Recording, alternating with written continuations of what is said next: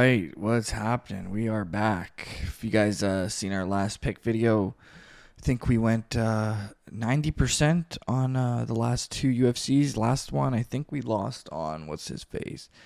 Vitor Petrino got guillotined by Anthony Smith, and I believe that was the only fight we lost on. Everything else we were pretty on point for.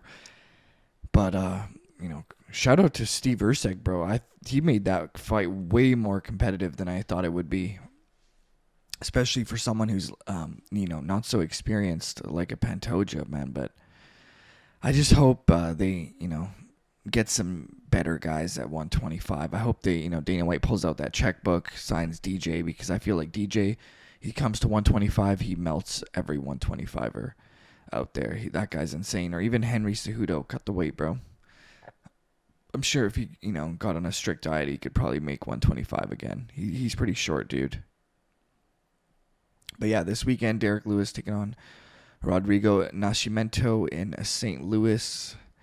And yeah, this is a decent card. The main fight, actually, I'm looking forward to is that Joaquin Buckley Nursulton fight.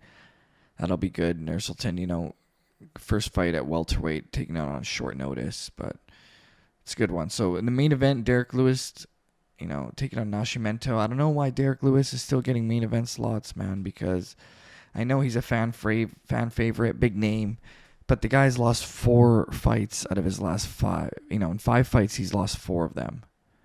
That, not impressive at all. His last fight, he just got out-grappled completely by, Jalton Almeida, who is a very, very strong grappler, don't get me wrong. And Rodrigo Nascimento, he lost to Chris Daukaus, who, Derek Lewis knocked out, but a little different fight. And if, Nascimento does have some grappling skills, if he's able to take this fight to the ground, that's going to be his key to victory.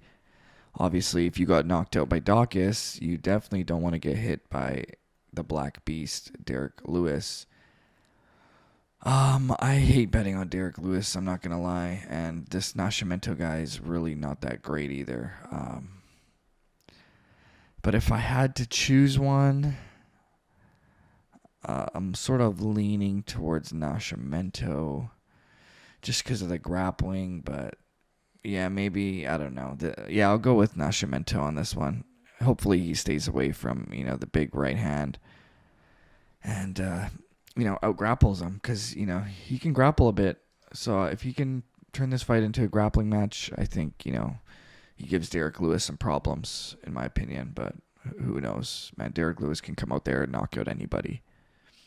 I hate betting on Derek Lewis fights, by the way. Up next, we got Joaquin Buckley taking on Nursulton Rusibov. This is the fight I'm actually, most looking forward to. The fact that this boy is 6'5", look here, 6'5", fighting at welterweight, that's crazy. How is he making welterweight? I know he hasn't before, but this guy is experienced. He's got crazy finishes. He's coming off 2 first-round finishes, including one over Bruno Ferreira, which is very, very impressive. The guy's unreal, but, can he make the weight, and can he look the same he does at middleweight after making the weight? It's short notice, too. He doesn't have much time to make the weight.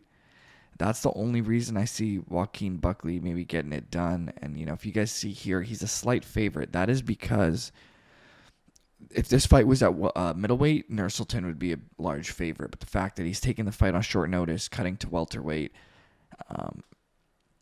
that's the reason why Buckley's a slight favorite. But I'm still going to go with Nursulton. I think he's going to give Buckley a hard time. If he can be, even 80 or 90% of what he is at middleweight, I think he gets it done. He's really good, really experienced. And the guy hits hard, man. And he's for real. And that height advantage might, give Buckley some issues. Up next, we got Alonzo Menifield taking on Carlos Ulberg. This one, they got the former football player in Alonzo Menifield. And, he's been on a little bit of a roll. He's got, 4 wins in a row, including, a win over Dustin Jacoby, which is pretty impressive, you know. So 4-fight win streak, looking really good lately, actually. And, you know, taking on Ulberg. This is interesting because, you know, Ulberg's on a win streak himself. Yeah, I'm slightly leaning towards Ulberg, but man, I think, you know, for the odds, Alonzo Menifield's actually not a bad bet at all, but I'm leaning towards Ulberg. I think he probably should get it done. Yeah, I'll go with Ulberg on that one. Next up, Diego Ferreira taking on Matej Rebecky. Diego Ferreira, you know, almost 40 years old, doing the damn thing still. His last, you know, fight was probably one of his biggest wins, you know, other than the Pettis win. That was a big one, and Khabibov. But, you know, he flatlined Michael Johnson, knocked him out.